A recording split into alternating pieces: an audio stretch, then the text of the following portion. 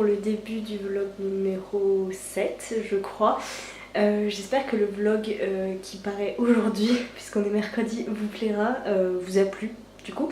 Et là je me lance dans la confection d'une pumpkin pie. J'en avais déjà fait une en France et j'avais trouvé ça super bon. Alors là je sais pas trop comment je vais faire parce que normalement je dois cuire la citrouille à la vapeur et j'ai pas de quoi cuire la citrouille à la vapeur. Ou alors il n'y a aucune idée qui me vient là tout de suite maintenant. Du coup je vais juste essayer de la cuire comme une purée et puis j'espère que ça rendra pas trop d'eau. Et puis voilà. Bonjour à tous, je sais que vous devez pas voir grand chose, c'est normal, il est 5h30 du matin, du coup il fait... Ah non, le soleil commence à se lever mais très loin là-bas. Donc le réveil a été difficile, je vais pas vous mentir, et là j'attends ma voisine pour aller vers le bus et nous rendre à Dublin, et de Dublin aller jusque The Cliff of Moher. Je pense que je vais profiter du voyage en bus pour rattraper ma nuit de sommeil parce qu'il y a quand même 8 heures aller-retour dans la journée je crois. Sur ce, je vais vous laisser et puis voilà, je suis sûre qu'on va passer une super belle journée.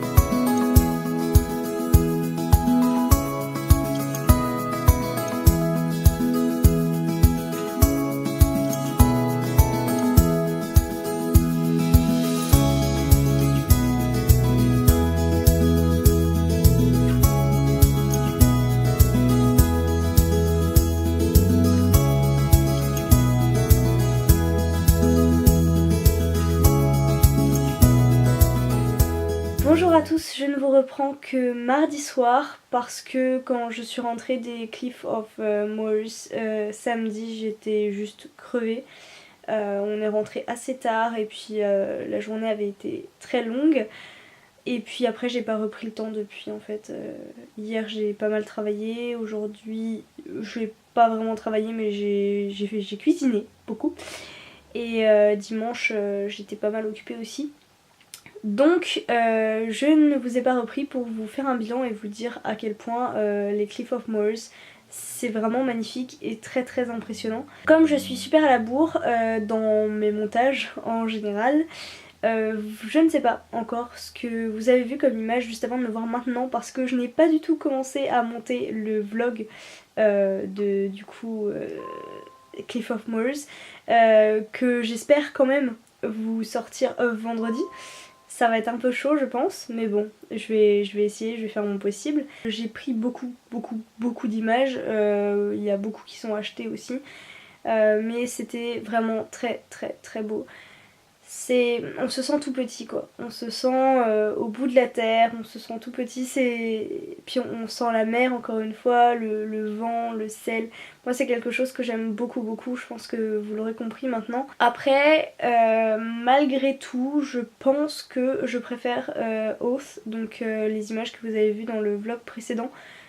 Je sais pas pourquoi la journée à Oath, l'après-midi en plus, c'était qu'un après-midi m'a beaucoup plus marqué, touché que la journée au Cliff of Moher. Peut-être parce que c'est beaucoup plus diversifié. Alors on n'a pas fait tout le tour, enfin on a fait le tour de l'île mais on n'est pas allé beaucoup dans les terres. Mais voilà, à Oath il y a le port, il y a la partie falaise, il y a une partie un peu... c'est dur à décrire, mais il y a une espèce d'épineux, enfin de forêt d'épineux très bas. Enfin, je pense que. Je sais pas si vous voyez à quelle photo je fais allusion, mais voilà, c'est très divers et j'ai préféré. Là, c'est un peu. Enfin, pas tout le temps la même chose, mais voilà, tout le long de cette partie-là de la côte en tout cas. Je dirais pas qu'on fait vite le tour parce qu'on peut y rester un sacré paquet de temps, on peut décider de longer un bon moment la côte je pense, ce qu'on n'a pas eu le temps de faire malheureusement. Mais fondamentalement c'est la même chose, enfin un peu les mêmes paysages quoi. Donc du coup comment ça s'est passé? On est parti de Maynooth à 5h. Alors non, je me suis levée à 5h, le bus devait passer à 6h et on l'a raté, on l'a vu passer plutôt parce qu'il s'est pas arrêté à l'arrêt auquel je pensais qu'il s'arrêterait.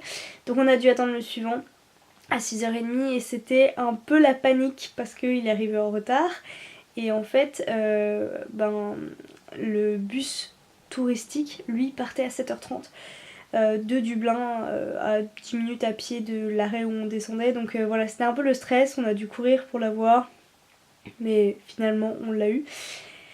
Et à partir de là, on a traversé une grosse partie des comtés d'Irlande. Alors le chauffeur nous faisait un petit historique et puis des petites blagues à chaque fois qu'on passait. Donc ça nous a permis de voir pas mal de paysages depuis l'autoroute et derrière une vitre de bus, mais ça reste intéressant quand même. Et on est arrivé sur le site même des Cliff of Moher. On avait quoi, 1h30 sur place à peu près je pense pour marcher, faire le tour. Je crois qu'il y a un musée, je ne suis pas trop sûre, mais on l'a pas fait, pas eu le temps. Après on a repris le bus, on s'est arrêté dans un petit village, on a vu quelques cottages irlandais typiques. On a mangé là, on a repris le bus et on est allé, alors je ne sais pas à quel point de la côte on est allé, mais c'est un départ de bateau qui permet de voir les Cliff of Moher depuis la mer. On l'a fait, c'est un petit coup supplémentaire, mais je suis très contente parce que ça dure pas assez longtemps par contre c'est sûr, mais c'est une autre perspective et c'est franchement super joli quoi.